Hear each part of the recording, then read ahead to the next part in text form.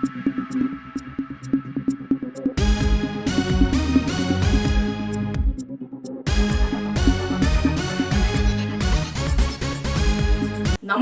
यथार्थ खबरमा तपाईहरुलाई स्वागत छ। आज दिनभरिका घटनाका साथ यहाँहरुमाझ उपस्थित भइसकेको छु।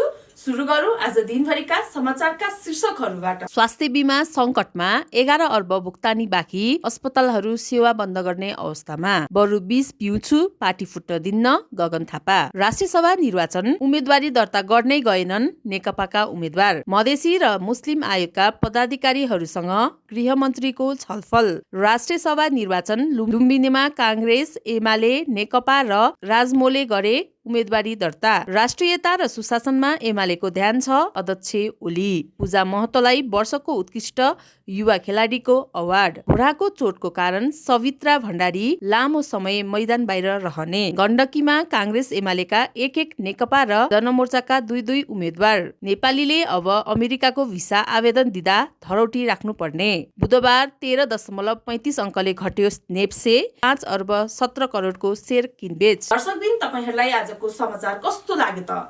यस्तै ताजा समाचारका लागि हाम्रो च्यानललाई लाइक, फलो, कमेन्ट गर्नुहोला। धन्यवाद।